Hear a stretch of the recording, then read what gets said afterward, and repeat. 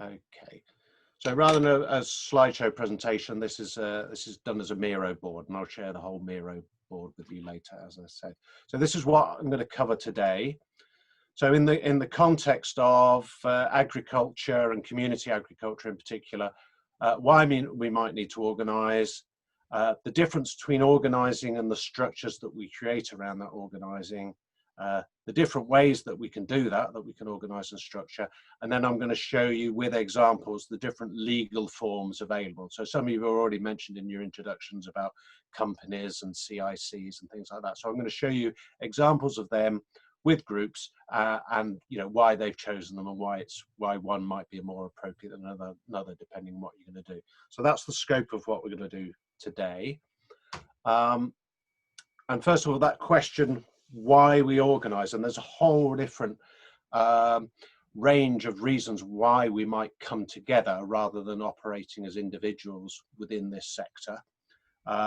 First of all, it might be simply to gain access to resources, and a common resource here might be land. So for instance, I've got a little bit of money squirreled away and I'd love to buy some land, but the amount of land I'm able to gain access to with that money is quite small.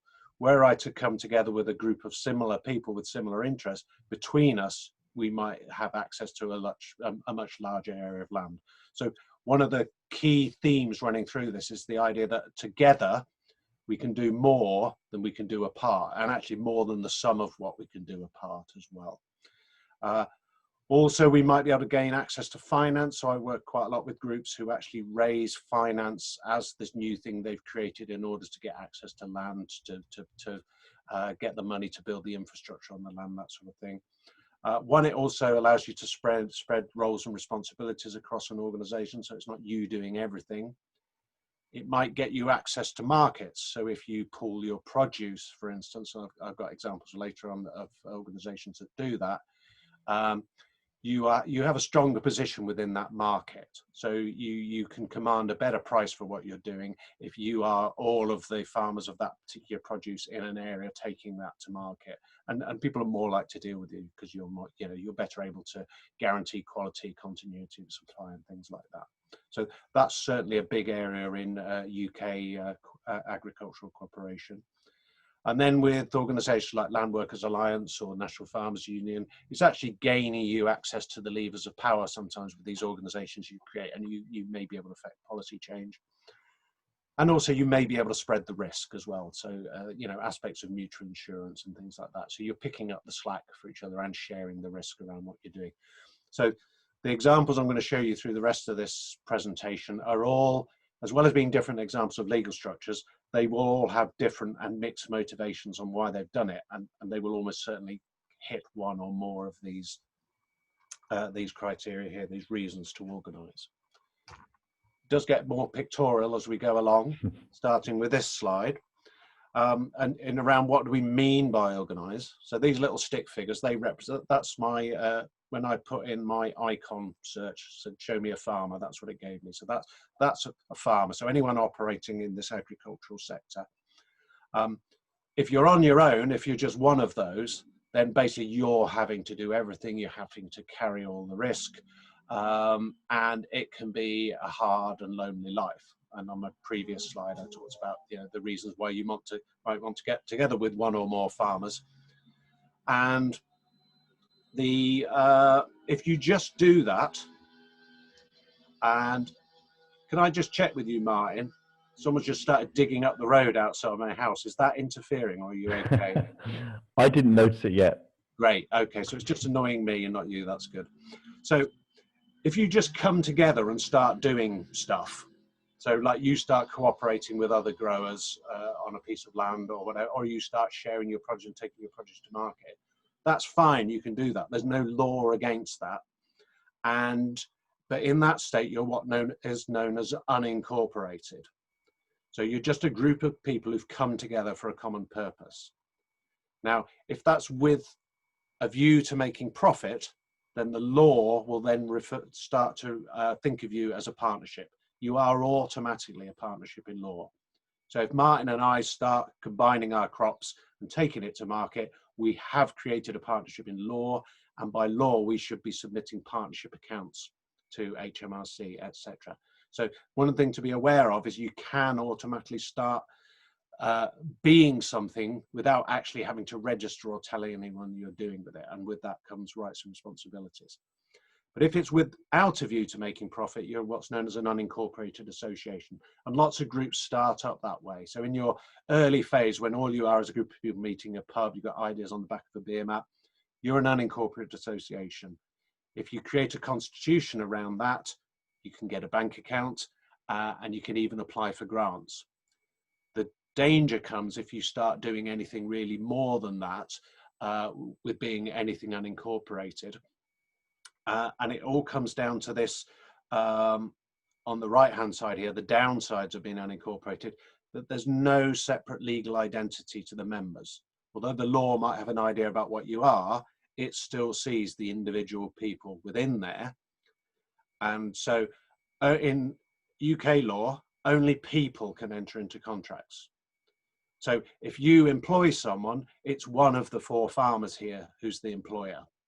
If you enter into a lease, it's one of the 4 farmers, unless you create some sort of more complicated lease. But the sort of take-home message here is it gets complicated to the fact that if you are deemed to be the employer and that employment relationship goes wrong, then it's you personally who ends up in the employment tribunal defending against the employee rather than the organization. Okay.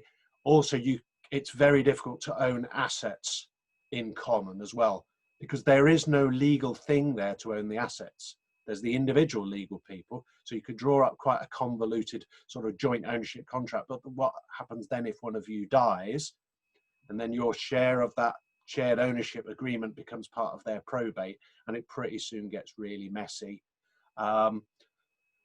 If you want to take on debt, whoever's lending you money will want to basically get guarantees from the individual members in there. So with all of these things, if you're doing stuff together, there's nothing illegal about it, but it's risky. If it goes wrong and you're relying on other people within an organization because it's a joint enterprise, so you haven't got total control out of it, but you might end up with the total of the liabilities, because this unlimited personal liability even comes down to what's known as joint and several liability, which means that if you owe me money as an unincorporated organization, I can go after all of you and say, right, I want a share off each of you. It's much, much easier to just go for the one with the biggest house, because I can just get one person to pay me everything.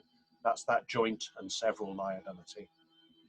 Okay, so it's fine to do this. So if you're just a group that's like, campaigning around, some local issue, or you're just a group that meets in the pub and networks, and you're not really sort of having to own an asset, you're not doing significant trade, and you're certainly not entering into contracts, then that's fine.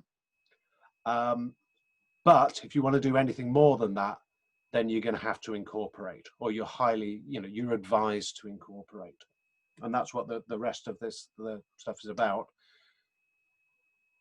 So now our 4 farmers have got some sort of bubble around them. We've created a new legal personality, and they are members of it. Okay, so we've actually created a new person in law, although it's not a real person, it's an incorporated organization.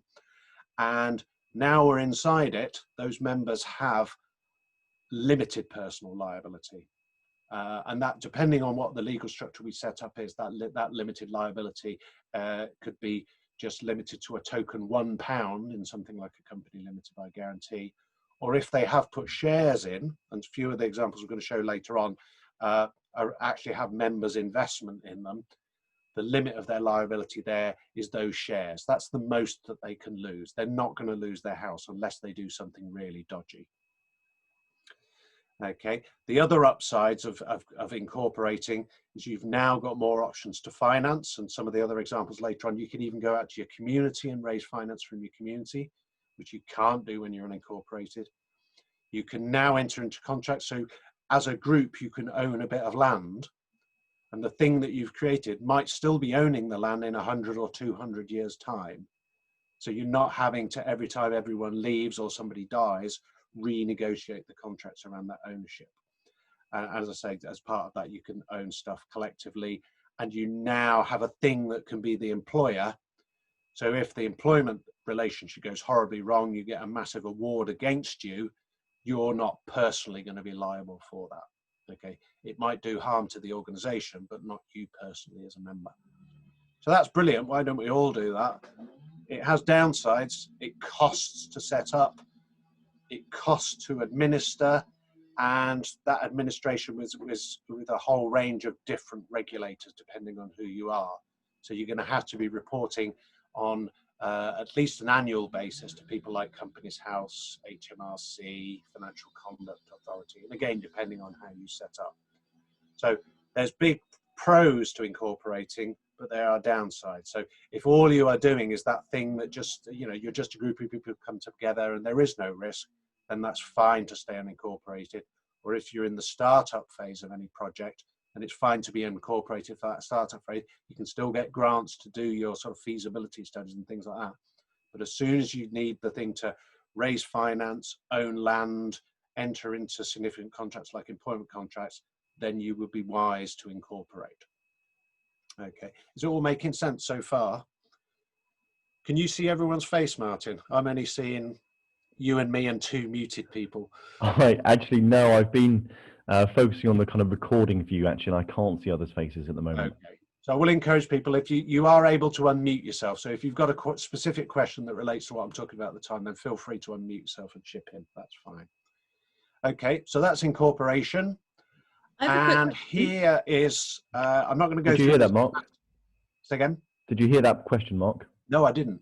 I had a quick question. Hi, it's Louise Carver. I'm just wondering, is there anything that could be made easier around people incorporating cooperative arrangements, or is it a regulatory context that is onerous? The second one.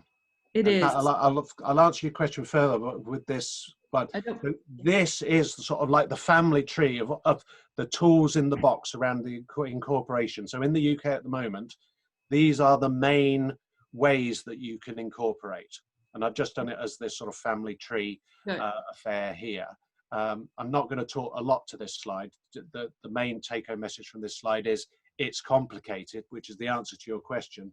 Okay. And that sort of comes with the territory. One of the reasons that I can earn a living doing this is that over a period of time, the state has created a whole plethora of different ways you can do this. A lot of them are very similar. The differences between them are often quite subtle and also complicated. So it's almost like, you know, if you're needing to cross Morecambe Bay and you need someone to show you the ever-changing one route that works through it, but you probably only need to do it once. So you don't need to become an expert in it, but it's good to have someone like me who can sort of hold your hand through it at the time. But it is a good idea to have, I mean, a knowledge of the pros and cons and the stuff I'm going to cover today is useful to you anyway, if that makes sense. So yeah, I think my answer to your question is no. Although what I'm going to suggest is actually, here's a quick and easy way to do it that leaves options open later on. There is no real sort of simple magic wand for this.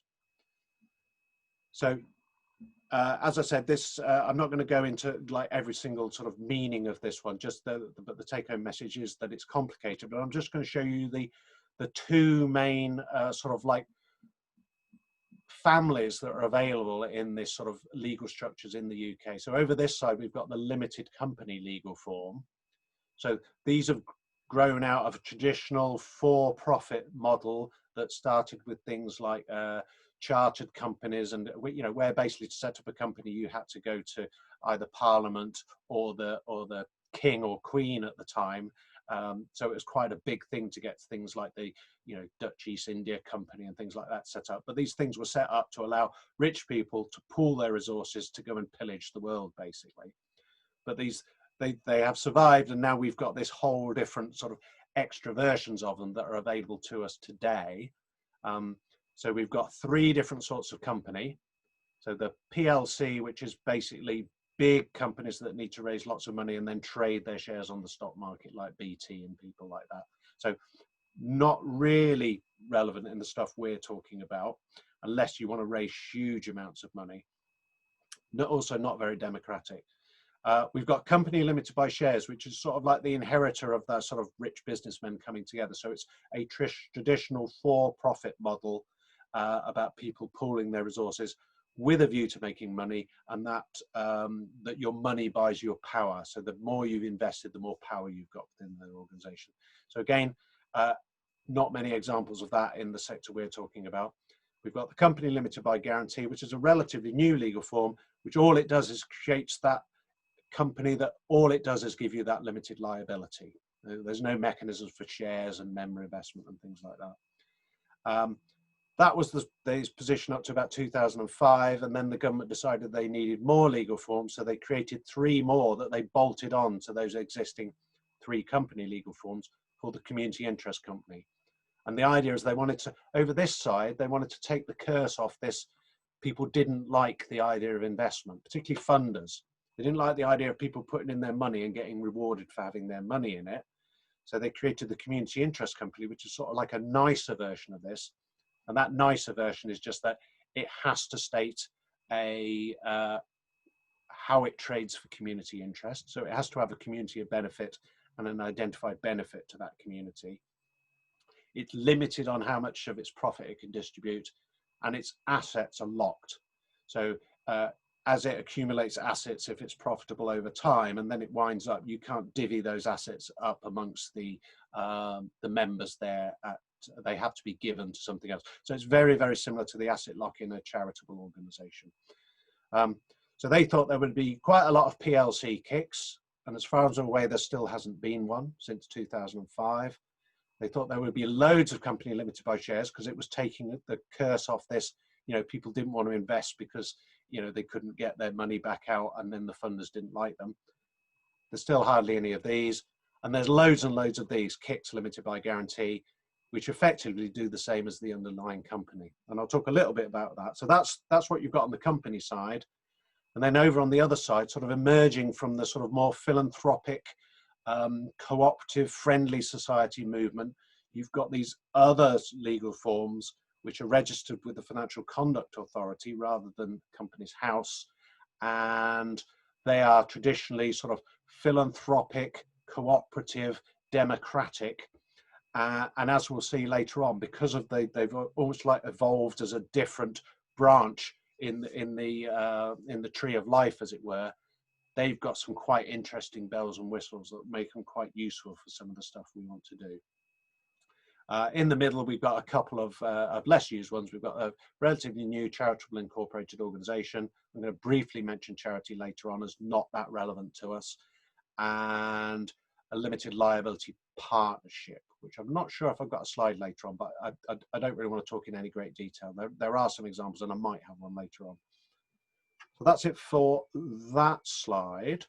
But I just want to take a slight fork off to the side before we come back to where I go through examples of those different legal forms in the area we're working, and talk about organizational type. Because when I talk to people, they're not saying companies and societies, they're talking about, oh, we're a CSA, or we're a social enterprise, or we're a cooperative, etc. Those things aren't legal structures. They are organizational types. So you have one legal structure, whatever you're doing, even if you're unincorporated, that's your legal structure, unincorporated association or partnership. But then there's the stuff that you're interested in, and you might call yourself, we're a cooperative, we're a social enterprise, and we're a CSA, and we're a community land trust. So all of these things, you can think of them as maybe more like brands, you'll always have one legal form, but you might have multiple organizational types. And these are the things that are more important to you and your social mission.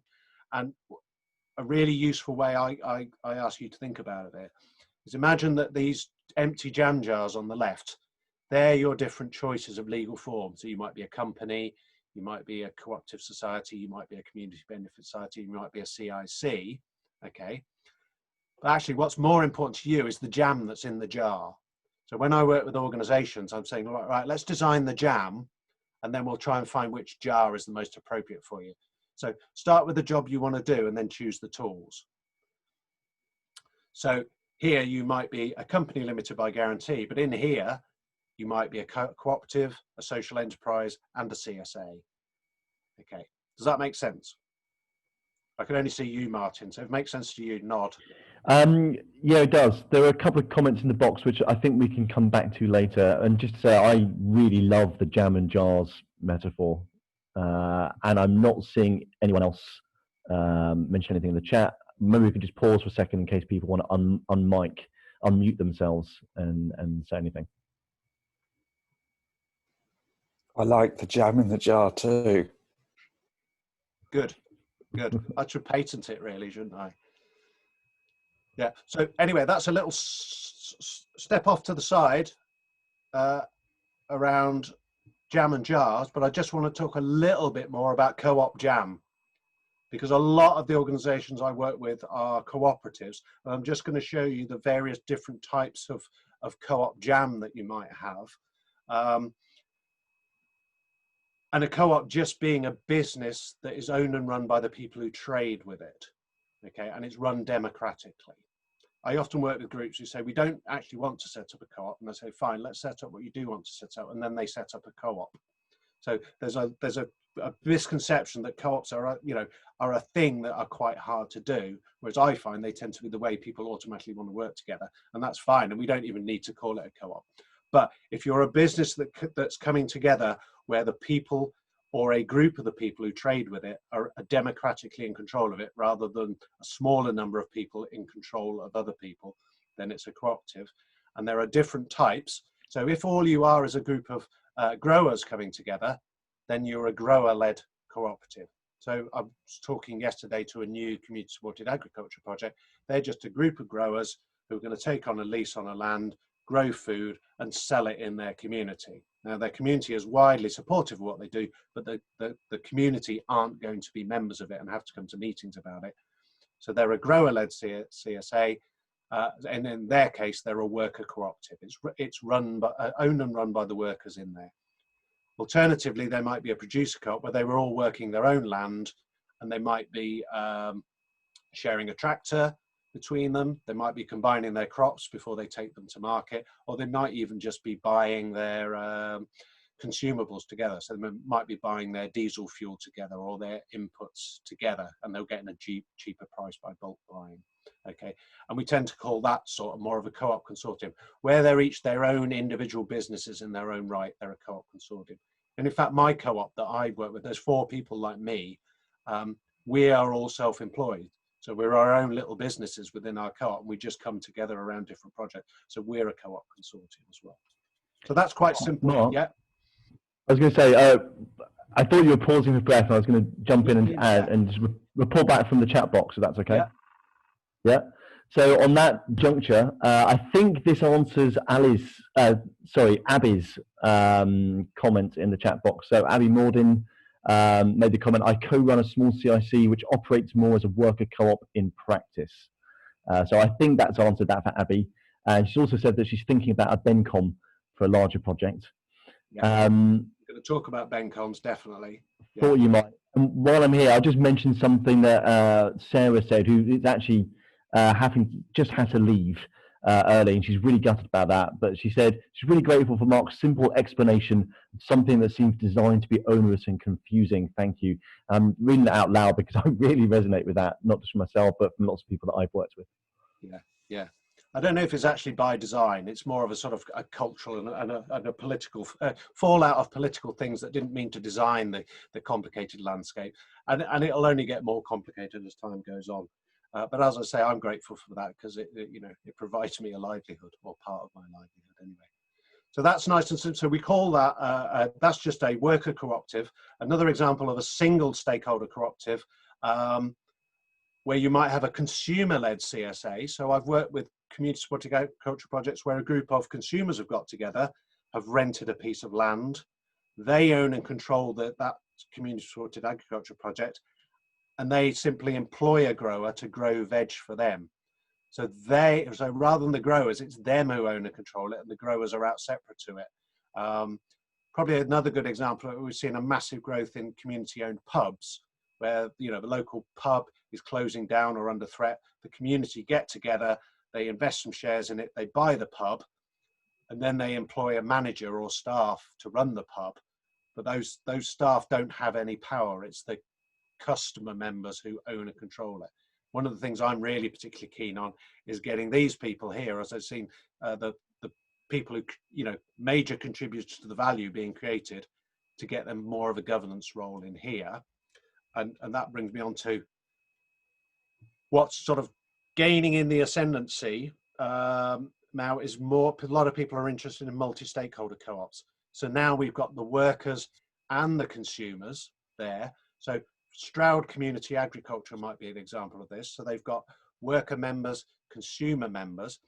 They haven't got these, but we're also seeing quite a lot of co-ops where people have just invested to make the nice thing happen, and they maybe don't even live in the communities. So this would be a classic model for a community farm, where let's buy this and run this as a community, so the customers and the community and the workers will all have democratic control.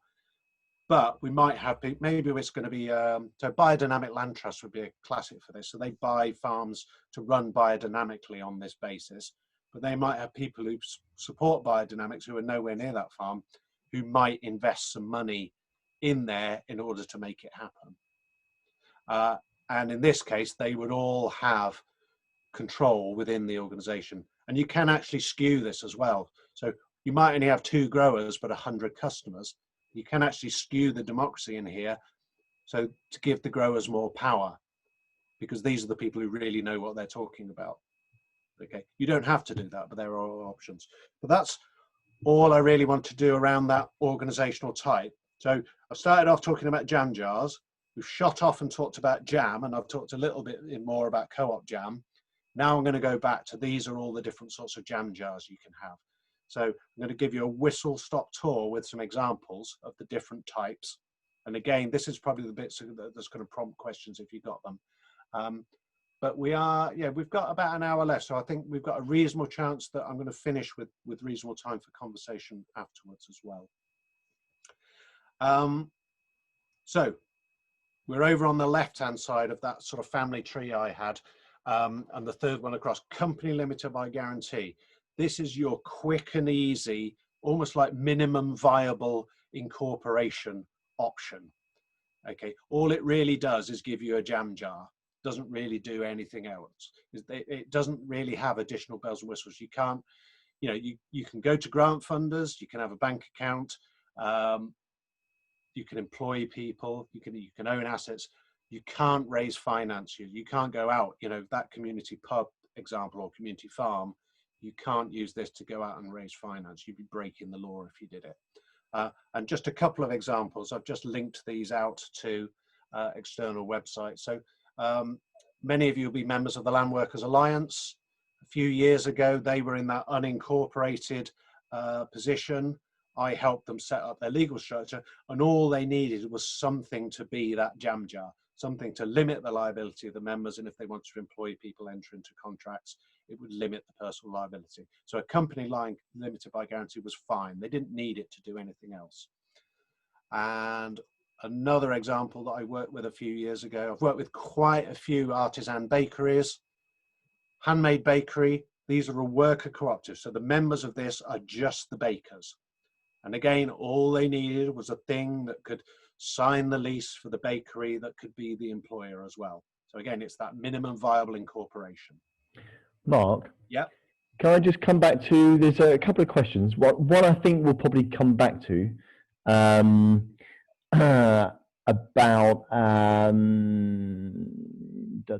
co-op consortiums. There's a question from Jane Acton.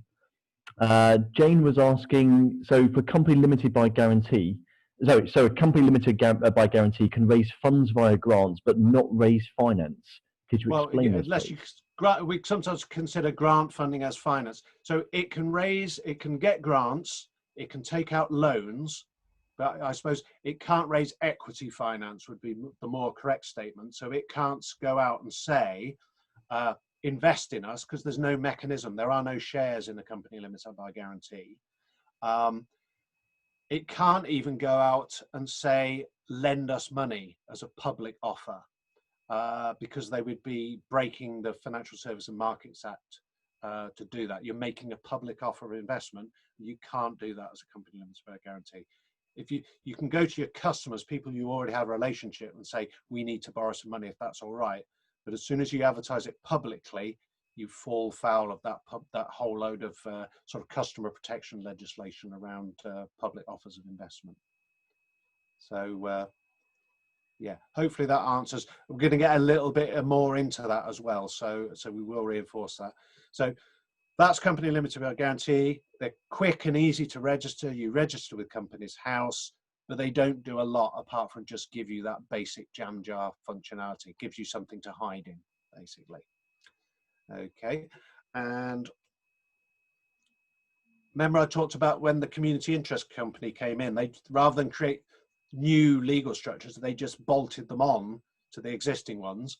So the community interest company limited by guarantee is just a company limited by guarantee, but it has to have a couple of extra things in its governing document, which limits the distribution of profits. And there is no mechanism really in a company limited by guarantee to distribute profits anyway, because they tend to be distributed as interest on shares. So it's a bit of a moot point for a company limited by guarantee. But their assets are locked. So that's that thing that's basically says, if you decide to wind up, so if you're a community interest company and you own a piece of land outright, if you wind up and you've still got that land or the value of that land, you can't divvy it up amongst the members. You have to give the land or the value of the land to another organisation.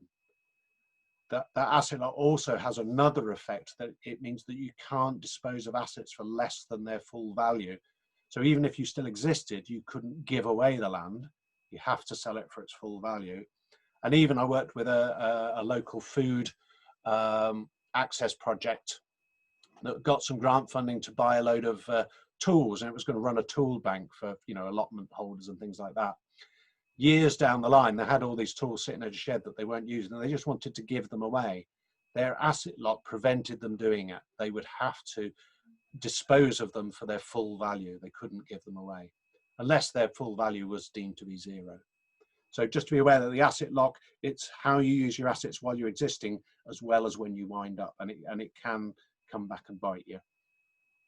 You can be a cooperative inside a CIC. There are quite a lot of them. A lot of community supported agriculture projects are set up as CIC. And I've got an example of one here that I haven't worked with called School Farm. This just takes us to their website. Okay, so they're a classic, you know, community supported agriculture project, and they are set up as a CIC. And my sort of take-home message for CICs is that with few exceptions, most CICs, especially where their CICs limited by guarantee, that this is, could just as easily be the company limited by guarantee underneath. They're not really deriving any benefit from being a CIC, and they're having to spend a lot of time explaining to people what CICs are, because people see a lot less of them. Okay. So that's company limited by guarantee, including the CIC version. Now I'm talking about company limited by shares, including the CIC version. So remember, company limited by shares are seen, especially by funders, and are traditionally for profit, about people coming together to pool their resources to make a profit. So this is why it's very difficult to set up a charity as a company limited by shares now. You'd almost certainly do it as a company limited by guarantee.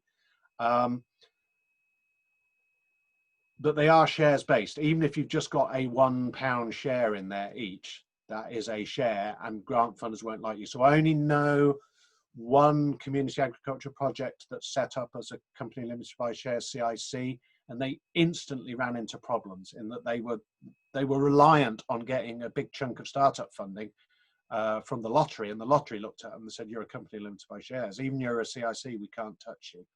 So in the end, they had to wind up and set up another company limited by guarantee, which was also a kick, because you can't convert one form of kick into another. So that really sent them down a cul-de-sac. And the picture is just basically to imitate that company limited by shares kicks, even though when the original legislation was created, it was mainly to create these. They are pretty rare, and certainly in community agriculture, they're as rare as hen's teeth.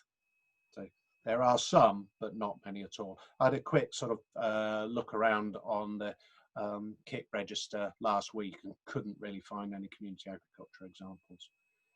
And a real sort of caution here as well, if you want to raise finance from your community as shares, so join our CIC by buying shares in it, the mechanism's there to do it because you've now got shares. Again, as soon as you go out and advertise those shares to the public, you're breaking the law. There's a whole load of regulation that really only applies to PLCs, and it costs huge amount of money to raise money through a PLC. So while some people have done it and got away with it, they are breaking the law. Not in community agriculture, but I've got examples of KICs limited by shares that have done public offer of investment, and they're really sailing close to the wind. And it's only because of the fact that government is totally stuffed and no one's got any time to chase their stuff that they didn't end up in trouble about it. Martin, you're looking like you want to drag in something from the chat. Actually, no, I was just sort of going over it and just sort of seeing what's missing. I think we're probably good to keep going for now. I think you're probably covering any points that are coming up, and just for everyone's benefit, other people are responding to what Mark is saying with their own kind of examples and so on. So that might be quite useful to keep an eye on for yourselves if you can handle multitasking too. Yeah.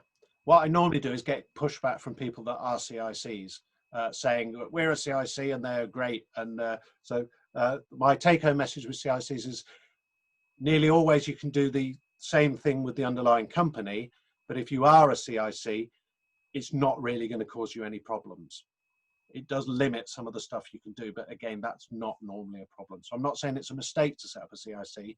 It's just they're not the magic thing that they were promised when they were created. And in some cases, they're a bit of a solution looking for a problem. So that's companies boxed off, although we will talk about them in the discussion. Now we're over to the other side of the family tree, those registered society legal forms, which are, emerged from the cooperative and the friendly society movement. They're registered with the FCA. They are always shares based. So even if you only have a £1 share, there is a share there. And that's the limit of your liability, the amount of shares you've got. By law, you can have up to £100,000 as an individual in a cooperative society or a community benefit society, the other one we're going to talk about. But probably the cooperative societies you're most familiar with would be like the retail shops, the co-op in the high street. So when you'll go in, you'll see that there's an often thing that say join a member and they'll ask you for your membership card. Okay, if you've joined and you're one of I think the co-op group, the largest one, has got something like 7 million members now. They've all got £1 in there. Okay, so if the co-op goes down the pan, they will lose £1 as well as losing the shops. Okay, but they can offer shares to their members. This is the only jam jar that has to have co-op jam in it. So if you try and register with the FCA with a governing document that isn't a co-op, they will knock it back. Okay, whereas with a company, they always reckon you can register a company with the phone book as your governing document.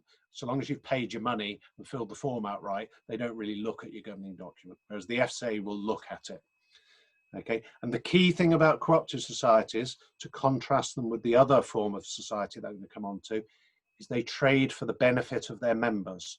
So the co-op shop exists for the benefit of its customer members. Okay. So here in Calderdale, we've got the largest equal pay worker cooperative in the world, Suma Whole Foods. They are set up as a worker cooperative and they are a cooperative society. So they are set up for the member benefit of their worker members. So they exist to provide them with a sustainable livelihood, so actually with quite a good livelihood at Suma. And whilst they might have additional benefits like, supply of vegetarian foods and things like that, that is sort of like ancillary benefit, which is still part of the cooperative values and principles, which are, around a concern for community. So they can still trade for a social purpose, but their primary thing and their primary certain sort of contractual relationship is with their worker members in the case of Suma, but, and the co-op, it's consumer members. And probably the most recent cooperative society I've set up has been a new care cooperative, and that was a multi-stakeholder cooperative. So that was a co-op of people receiving care in their home, the people delivering the care in their home, and also there was a big chunk of members who were investors in it. So they actually invested in it to make it happen. And so those investor members don't have a trading relationship. So we actually had to limit their voting power, because people are giving and receiving care.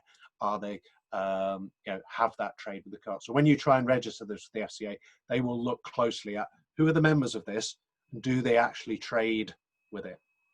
Which is why this has been problematic using this legal form for energy co-ops, which is like, buy some shares in your local energy co-op, build a hydro plant, generate electricity and get some return and pay some interest on member shares. There's no real trade. You're not getting your electricity from that hydro plant. All you're doing is putting money in order to make the nice thing happen. So the FCA has been rejecting anyone who tried to set that up as a cooperative society, because there is no direct member benefit through trade. So actually just coming together almost like an investment club, that's not seen as suitable for this. Mark? Yeah. A couple of people were just asking, that care co-op you were just talking about, what's it called? Equal Care Co-op. So if you just Google Equal Care Co-op, I've set up a couple, helped set up a couple of them now as well. It is a real growing, exciting model. I'll just show you a couple. I've talked a bit about CSAs. English mustard growers. These are quite large farmers, mainly based in the east of England. But basically they pool their mustard seed crop and sell it to people like Coleman's. So they have contracts with, with large processors. So rather than them all each individually going with not much power to very big companies, they pool it all together and they get a better price for it as well. So English Mustard Growers is a classic producer co-op. Slightly different focus. We've got machinery rings. These are grouped often, quite big commercial farmers. Huge amounts of what we might think of as the sort of like straight commercial agriculture in the UK is organised cooperatively, because farmers are quite hard-nosed. They realise that actually coming together in order to get better prices for machinery or access to machinery or better prices for consumables is really, it sort of makes their model sustainable. So machinery associations, this is theirs. They've got a co-op of them. In fact, if we scroll down, you can go to the rings, you can actually see a little map of them. So these are quite large organizations covering big bits of the country. This one here is Anglia Farmers. So if you're a member of Anglia Farmers, then you can get your farm, inputs through the co-op and get them at a better price. And we've seen a lot of dairy co-ops as well in the past in agriculture. So we've sort of got this through the sort of Oxford real farming type milieu. We're getting the emergence of new sustainable models of agriculture that seem to be automatically looking at cooperative solutions. But actually, there is a real big history of that within conventional farming as well, coming together to form often quite large agricultural cooperatives. And finally, just to show something different, this is a co-op that we've worked with. I always like to introduce a little bit of Forestry into what I'm talking about, if their website ever loads. But we're seeing a growth in cooperation in social forestry. I'm going to, just because that's taking so long to load, I'm going to come out of that. But these links are here in the presentation, and you can follow them at your leisure. But basically, they're just a worker co-op of coppice workers. So they've come together, so they've got a site where they can process their stuff. They can bid for contracts between them that they wouldn't be able to take on as individual forestry workers. So that's the co-op society. It's for organizations where they trade for the benefit of their members. But as I've said before, they do have this option to go out to your community and get investment. And that's what Equal Care Co-op, they raised nearly £500,000 in order to build their big tech platform co-op. So most of their members are actually investors in order to make that happen, but their voting power has been limited to keep the FCA happy. So Equal Care Co-op is run by the people who give and receive care. They have the power, but then there's this big chunk of supported investors, but they've accepted that their power is minimised within that. So that's cooperative society. And then we have community benefit society. So this is the one that is being used probably 10 times more than the cooperative society to raise money from the community to do stuff like buy your local shop, buy your local pub. And the main difference between them and the cooperative society is whilst they can still benefit their members, their primary focus is to benefit the community. So it's seen that there is a community there that's benefiting even though they're not members. So you can see like having a community-owned shop or a pub definitely fits with that. I've got some examples here. Community Farm, which was actually a farm buyout down in the southwest. So they did a share offer, which then bought the farm and now continues to run the farm. So they've got investors, customers, and workers there. We have got Longlands Common Longlands Common I'll go to now. So Longlands Common have got a share offer running now. They're a group up near Harrogate in North Yorkshire. They want to buy this bit of land that's on that picture there. They fought off a road project and then thought, well, actually, let's try and now we've fought that off, buy this bit of land and develop it as a community asset, effectively creating a new common. So they're up to what, £200,000 of their £300,000 target. So they will be able to buy the land. It's just that they raise more money, they'll be able to do more investment in the land. So I helped them develop their share offer. So they will be owned by a mixture of local people and people from a bit further afield who just thought, I want to support this to make it happen. Their business model is actually to plant much of that site up with woodland, although it's going to be amenity woodland where they're going to run courses and things like that. And they are actually going to get money out of the carbon fund for that. So government funding available to plant new woodlands with a view to carbon sequestration. That's going to fund a lot of their on-site development. And just another example, Whistlewood Common that I work with down in Derbyshire, they've effectively created, or in the process of creating, a 10-acre forest garden project on what had traditionally been market garden land in their community. They now, I mean, it is a massive community project. You know, what was just fields that nobody went on is now a real sort of community hub where stuff happens, like celebratory events. You can get married there. There's training courses, and they are also, you know, converting it into basically a 10-acre permaculture forest garden. And they did that by raising the money. They've done 2 share offers. One to actually buy the land in the first place, although they did have a grant from the National Forest as well. And the second one was to build this straw bale and timber eco roundhouse as a training venue there. So we worked with them twice over that.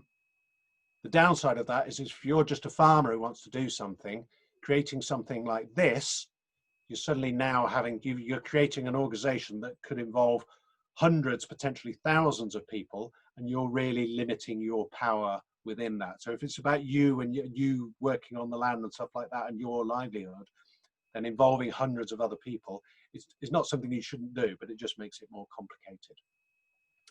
And then finally, I just want to round out and talk a bit about, I've talked about jam jars, I've talked about jam, but I haven't talked about charity. And charity is a bit like a fair trade sticker on the side of your jar of jam. It's if what you're doing fits charitable purposes and your governance is set up so the people in charge don't get paid, then you can potentially get charitable status. And it's a tax status, basically. It means that you're exempt from corporation tax and you're exempt from some of the business rates. Growing food is not a charitable purpose. Okay, there are there's environmental heads of charity. There is relief of poverty heads of charity, but actually just growing and selling food is not a charitable purpose. So you're in the sector we're talking about, you're only really talking about charity if it's things like the Real Farming Trust or Plunkett Foundation that exist to almost like make a change. They've got a policy focus and they're about, so they might be supporting people. So Real Farming Trust, for example, is supporting people who are setting up organizations that themselves couldn't be charities.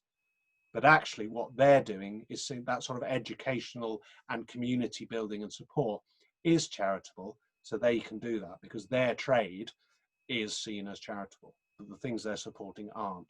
Same with the Plunkett Foundation, which is an organisation originally started in Ireland around helping communities to create dairy co-ops to basically build a local economy, to make their economies more resilient. Now works in the across the UK. They exist to support rural community enterprises. So that they particularly work with community shops, community pubs, and also community woodland as well. And they have done work with farmers markets in the past and things like that. But they themselves are a charity, okay? Because what they're doing is seen to be charitable. And then finally, an interesting one is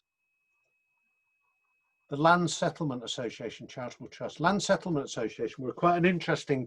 They were a co-op society. And this is their logo here that was set up in the early to mid 20th century, and it was about providing small holdings for working class people to actually earn a living on the land. So quite similar to what the Ecological Land Co-Operative are doing now. They were quite successful, and at one point they were one of the major suppliers of salad crops in the UK. The Land Settlement Association. They gradually became a bit moribund. They had a bit of trouble with the Tory government in the early 80s. I think some members of the Land Settlement Association threw rotten vegetables at a government minister and ended up being basically wound up politically. But they wound up with quite a few assets, and those assets were put into the Land Settlement Association Charitable Trust. So that exists now, and it exists to support people trying to do stuff that the original Land Settlement Association was doing. So again, the original Land Settlement Association, no way was that a charity, but their residual assets have gone into a charity to help people in that area. So again, so the take-home message with charities is, if you're doing stuff on the land, highly unlikely that you're going to be charitable, but there are charitable organizations out there in this sector that exist to help you. I can see the chat now, actually. So I'll work my way back up. The Scottish Land Trusts say they are a charity and a limited company. Yeah, so land trusts are probably the example where you can be a charity. So if you are renting your land to things that support your charitable purpose, which can't be charities themselves, that can be deemed to be charitable.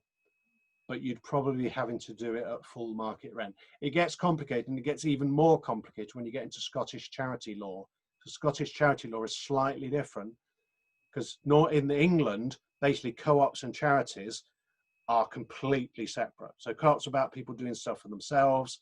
Charities are about nice people doing stuff for other people with a more of a sort of victim relationship, you know, traditional Victorian philanthropist type relationship. Whereas in Scotland, they blur the boundaries a bit more. Okay. Yeah, so true to say, the charity commission is difficult to do. Basically, you're putting on a set of handcuffs once you set up something charitable. So I always recommend, unless you're being really forced down the route of setting up a charity, then don't, because it really restricts what you want to do. I think I might be near the end of, yeah, so I've just got 2 more slides, then I'm going to ask for questions, and one of those slides is the slide that says any questions. So rather than going through the chat now, what I'll do is I'll finish this bit off, and then we've got about 25 minutes. I'll just invite people to unmute and ask their questions in the chat. But this is my, I did nearly have this as my background, but I thought Calderdale looked much nicer, and it actually looks like this today. But the idea is that, imagine that these are all your legal structures, organizational types, all the different things you could do. They're tools in the box. The thing that's important to you is design the organization that you want, that does the things that you want to do, that gives the members, the people who are inside them, the ways to engage with the governance that they're willing to engage with, and treat these things like the tools. So I often encounter groups where they say, right, we want to set up a kick. And I say, well, or we want to set up a society. Well, so let's take a step back and actually look at what you really want to do. And then we'll see which of these various tools is most appropriate for you. With the caveat that actually you'll find that when I work with the group, I often find, well, you could still be this or this or this. And there's only a slight difference where you choose that over that. And what I often end up doing, and what the group I'm working with at the moment, I'm looking to set up a worker co-op, or pretty much all of their options are still on the table. And the things that are really going to affect what's the best one for them are unknowns that they won't know for a little while. So what I'm going to suggest to them is that they set up, just as a company limited by guarantee, what I referred to earlier on as a minimal viable incorporation. So it's the jam jar that doesn't do much, but you can convert it into just about any other jam jar down the line. Whereas if you start off with a CIC, you can only convert that to a charity or a community benefit society. If you start up with a company limited by shares, KIC, you can convert that to a community benefit society. Whereas a company limited by guarantee, you can convert to a KIC, a community benefit society, or a cooperative society, or a charity. So it leaves all of your options open. It just gives you that limited liability, which is often the thing you want early on, just to limit the personal liability of the people involved, but leaves all the options open. So at Community Farm, I did that on that basis 10 years ago in Bradford. They are still a company limited by guarantee, and they are only now saying, right, we need to raise some money from our community now. Let's look at converting to a registered society in order to do that. Okay, I'm going to stop my share because my next slide is just any questions. So rather than trawl through the questions, unless there's any in there, Martin, that you can see that should be addressed but aren't being, I'll just invite you to sort of wave at me or unmute and just ask the question. We've got 25 minutes to... I was going to suggest we do exactly that, Mark. Yeah, brilliant. I see Andy's got his hand up. I was just wondering if you could shed any light, Mark, on charitably incorporated organisations, which I think there could be an issue there about their ability to actually access loan finance because they're not registered as a company. So up until the charitable incorporation came into existence recently, and in Scotland you've got the Scottish CIO, in order to have an incorporated charity, what you had to do was set up a company and then register it with the Charity Commission. So you effectively had two regulators, you had two sets of reporting to do. And so I think it was the Companies Act 2006 created CIOs, but they took many years for the ancillary legislation to come in to bring them into being. They are a legal form that you can go round the Companies House. You can just register them directly with the Charity Commission. So you've only got one regulator. They have, the slightly different law, but effectively the pros and cons of setting up a CIO are pretty similar to setting up a charitable company. They should be able to take out debt. The only thing I've heard about them is because some of that ancillary legislation, whenever you do anything new and you have to make sure all the existing legislation matches up, some of that wasn't got right, and I don't know if you corrected it, they've corrected it yet, was around those sort of registered charges against properties. So if I'm lending you money as a company, I can go and check to see if you've got a register of charge, so I can see who basically has already got the sort of first dibs on your assets if it all goes wrong. And I think there's a problem with CIOs, and there certainly was when they first came out. So that's the only thing I know about that. But a lot of lenders aren't interested in charges anyway. They're just like like the Real Farming Trust has, lends money to farming businesses. I don't think they'd have a problem with CIOs. Mark, can I ask a question? Setting the original thing up as a CIO, if it's a farming business, it's highly unlikely to be a CIO just because it's not charitable. Sorry, Jane, did you want to come in? Yes, please. Just a quick one, Mark. My understanding is that directors, trustees of companies limited by guarantee, if their name's actually on Companies House, not a CIC, that they can't be paid by the company. Is that still the case? It's not the case. If you are a director of a company, you can be paid, and it's often quite common that directors of companies are paid. If you're the director of a charitable company, which we more normally call a trustee, it's highly unusual for you to be paid. There are circumstances when it can happen. So, for instance, Rob Hopkins is or was a trustee of the Permaculture Association, that he was allowed to be paid just because there wasn't another Rob Hopkins who could do the paid work that he wanted to do. Or if you're a sort of, if you're the only expert on a particular medical condition, then it would probably be okay for you to be paid as a trustee of a charity that existed around that condition if there was no other alternative. But you have to get those passed by the Charity Commission. But paying directors in a company is fine. Thank you. So I've got a couple of questions. I'm Go, Abby. Abby, yeah, hello. I can't put my camera on. I'm on a 4G connection in a field. So I've got two scenarios. One is around the sort of producer-led co-op consortium. So I've started cooperating with other producers. I'm a market gardener. So there's an egg producer up the road and a patisserie, bits of micro bakery in a local village. Yep. We've set up a shared hub on an open food network, and we're doing a monthly market where people can come and pick up their stuff. We're thinking about getting into shared distributions because we're all either cycling or driving about delivering stuff, and that's just silly. So yeah. Would the most appropriate legal structure for that be a sort of producer-led co-op consortium? Is that right? Well, that's not your legal structure. So that's your organisational type. So you already are that. You're doing that. But we're not incorporated. No, and that might be okay. So if all the individual members are incorporated, then the limited liability they've got those there will act as a fallback for them.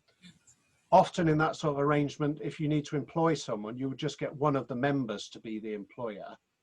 So you can carry on like that.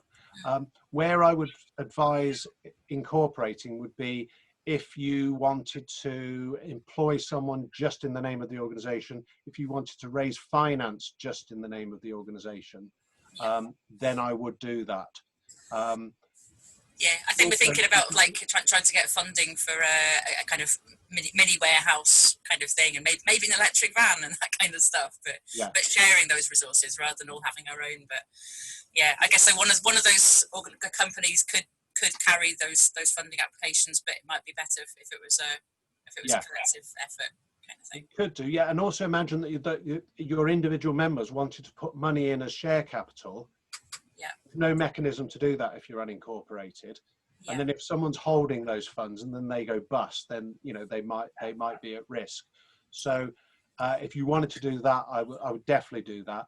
A lot of producer co-ops set up that way, so there's almost like a qualifying investment in order to join. Some of them actually have a qualifying loan, so you have to pay several £100s in to almost like get access to the shared resources.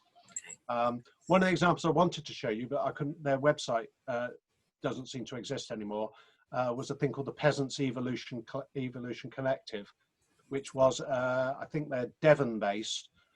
They were a cooperative society of small scale producers who were actually sharing processing space. So they had a cider press and various where you could actually take your produce in and process it, shared kitchen type facilities.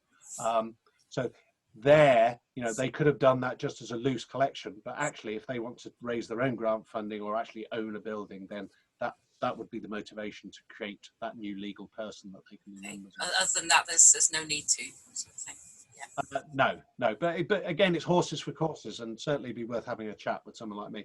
Most people who work like me are quite happy to have chats without any obligation. We're not going to start any clock running or anything like that, because most of us are doing it as activists. We just want the stuff to happen.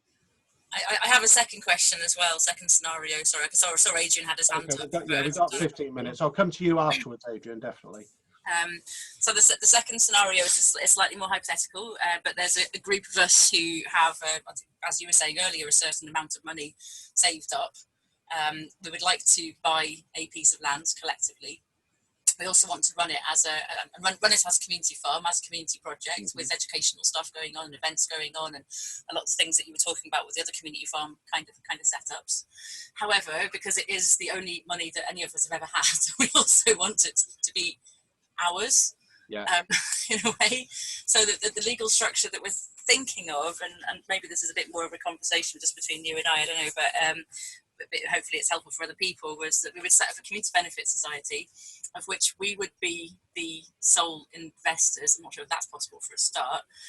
That we would write into the legal documents that our financial contribution gives us sole right of use for a certain acreage. I don't know if that's possible, but the Community Benefit Society would operate, obviously, for the benefit of the wider community, by both providing food, education, and event spaces and other activities and that kind of thing. So, yeah, I don't know. Does that sound reasonable? Yeah, no, that's a good question, actually. So imagine that. So let's, for sake of argument, say there's 3 of you, because you have to have at least 3 of you to set up a Community Benefit Society. Yeah. You could set up a Community Benefit Society that was just the 3 of you, but then it would only have your money in it.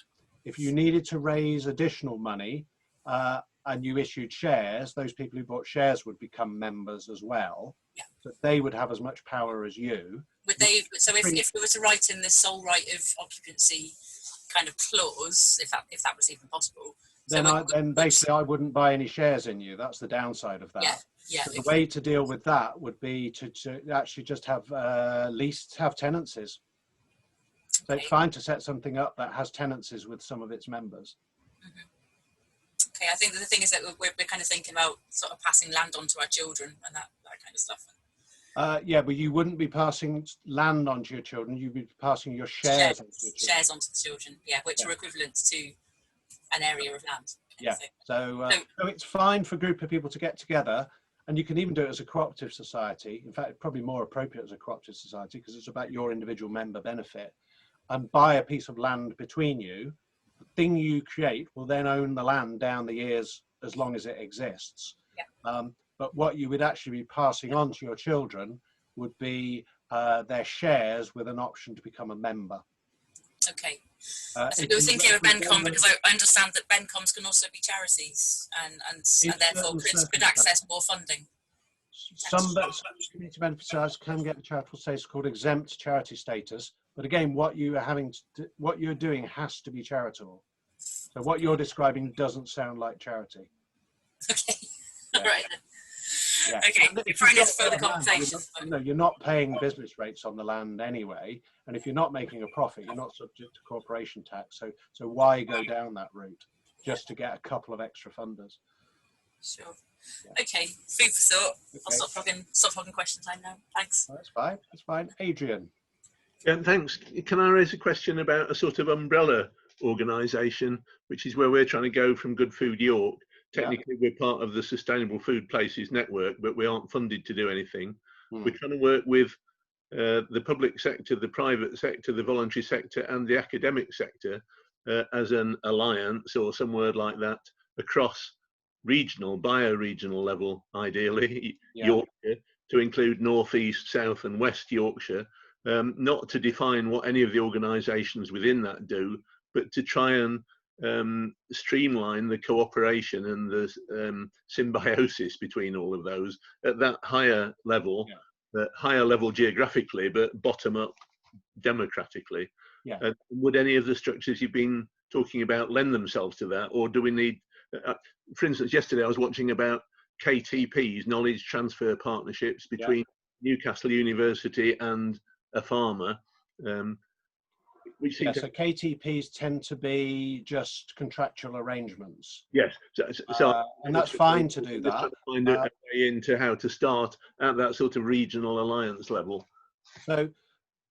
So lots of people do that, and it's almost like a project basis. So let's come together around a particular issue. I mean, there was a few round here recently when the lottery had that sort of climate change fund. So groups of people came together of different organizations to put together bids in the climate fund. And some of them kept themselves as a loose conglomeration. And some of them as part of that were thinking, as you say, do we need to create something around that. So what you're actually talking about is we've got a collection of jam jars, so things that are organizations in their own right. Okay, is that fine to keep them unincorporated, or do we need to put them all in one big jam jar? And again, it comes down to, in one case it would be appropriate, in one case it might not be appropriate. And it all comes down to what does that thing do? So my introduction to this sector was when I did some work for a project, a big lottery funded project a few years back called Making Local Food Work. Now, that was a partnership of people like the Soil Association, Plunkett Foundation, Cooperatives UK. It wasn't incorporated. It was just a partnership with the Plunkett Foundation as the lead partner who dealt with the lottery. So that didn't need its own jam jar, especially as all the individual organizations were already their own jam jars. So it had just created an additional load of administration that needed to do. So conversely, I sit on the board of Cooperatives UK, which is a secondary co-op of co-ops in the UK. It's like the trade body for co-ops, but it employs about 30 people. It owns a building that it rents out office space. So it needs a jam jar. So it is a jam jar of other jam jars, whereas Making Local Food Work was just a cobbling together of jam jars that didn't need a separate jam jar. So it really comes down to exactly what you're going to do and you know, the tool for the job, really. Yeah, I'm thinking maybe a box of jam jars or a shelf of jam jars so that other people can see it. I'll not hug it anymore now. Thank you very much. Cheers. Yeah, I'm going to steal that shelf metaphor. Thank you. Good. Stephen. I'll give it to you. Yeah. I'm looking up from what I just said. Of a housing cooperative with a number of Radical Roots. So, sorry, Stephen, you broke up a lot there. All I heard was Housing Co-op Radical Roots. Do you want to pop your question in the chat if you haven't already? I've just done a quick scan. I can't see it. Unless you maybe ask your question without your video on. That might give you enough bandwidth for your voice. Can you hear me now? Yeah. I was a member of a housing co-op.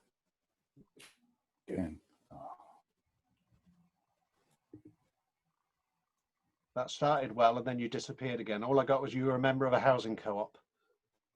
All right, Stephen's just put in the chat, he'll come back to us.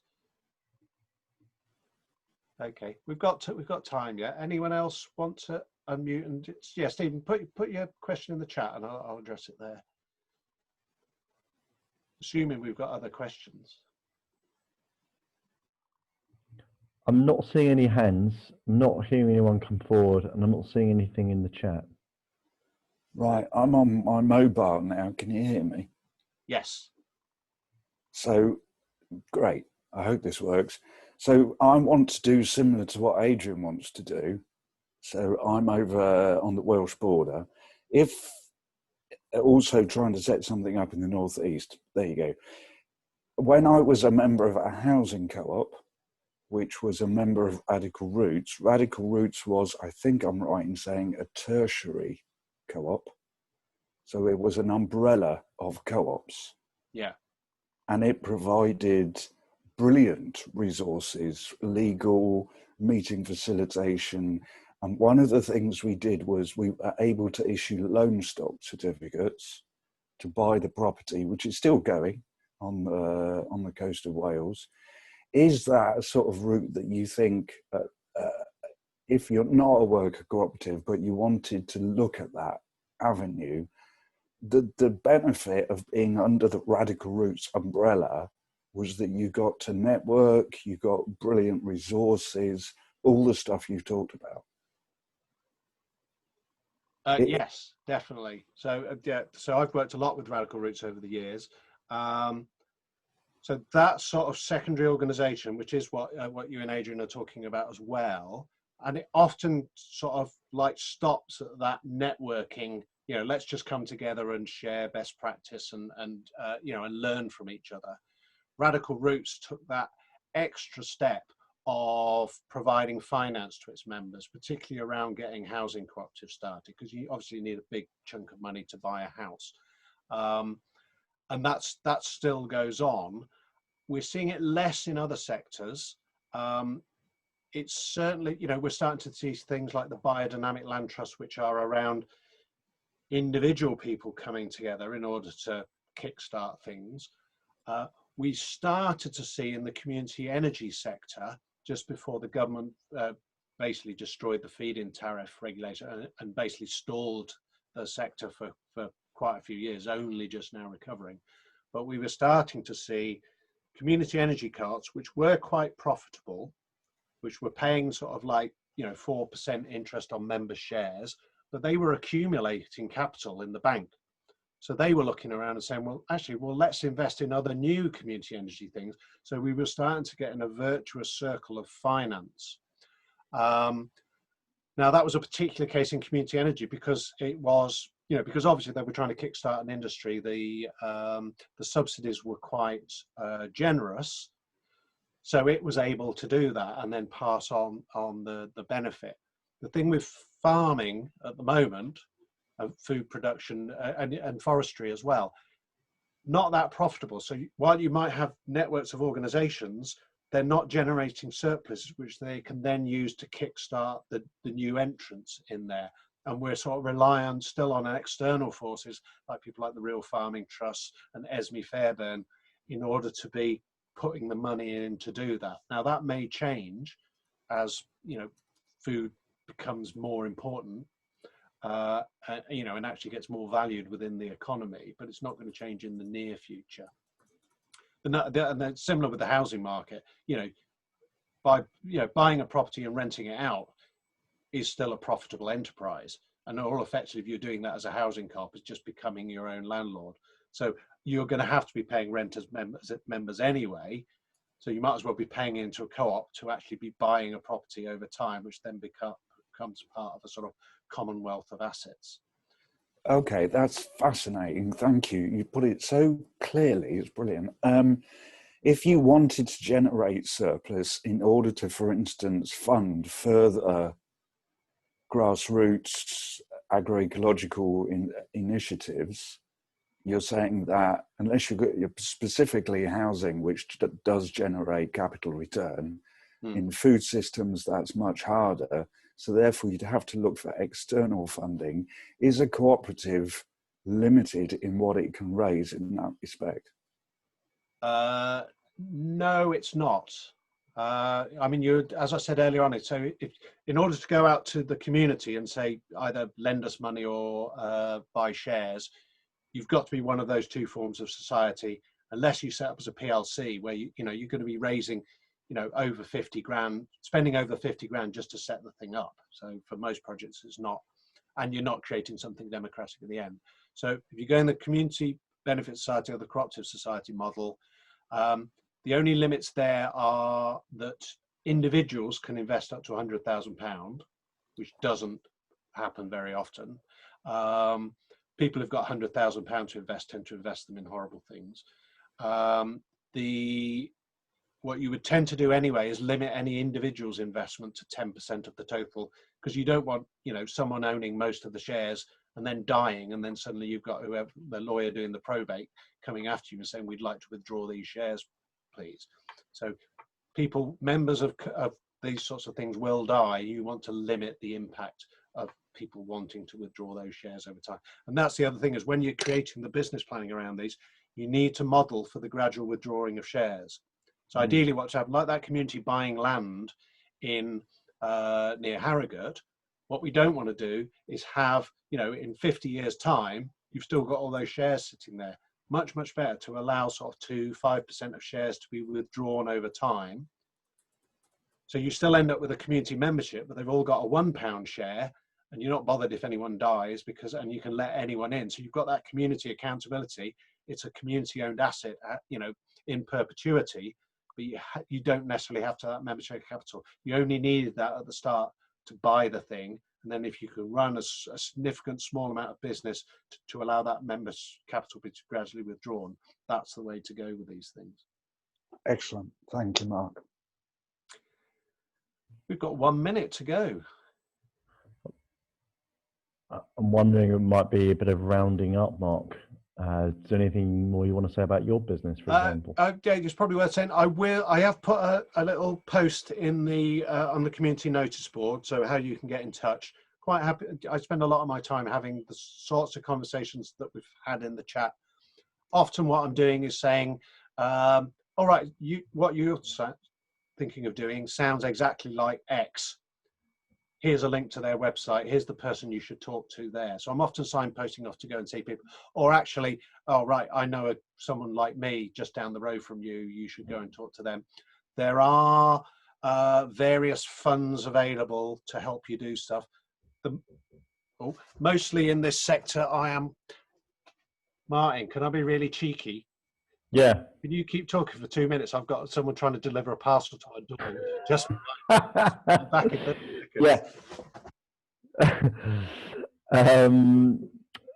So yeah, Mark was talking about the conversation he often has. He said, so I invited him to say something about, like, if you want to get a hold of Mark, how do you get a hold of him? We want to talk further about your project.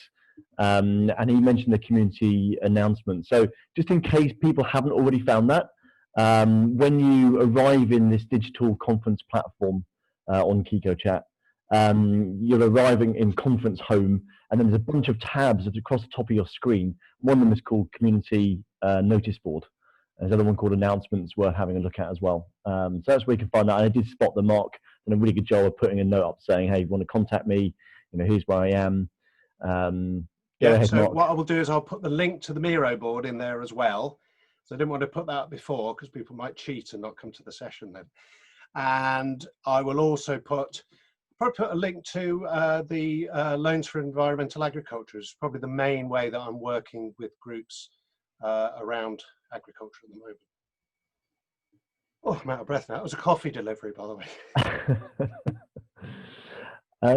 So can I say one thing briefly? So if people want to continue having this conversation, you can linger in this room for a bit longer if you like. The room will be in use again from 1:30 or perhaps earlier than that if the speakers are arriving early to plan and prep. But let's say for at least 30, maybe 60 minutes, you're probably safe if you want to continue and chat amongst yourselves. Or at any time, you're welcome to pop down the menu on the left-hand side below all the different rooms. You've got social space. I think 5 is probably a good bet today. You want to continue and have your own chats, maybe crack open a beer, have a cup of tea, share your lunch, and continue shopping, support and advice. Yeah. Anything else, Mark? I'll hang around for 5 minutes if anyone wants to pick anything up. Okay, so where's that notice board, Martin? Sorry. I tell you what, so I'm going to stop recording now, and I'm going to answer that question.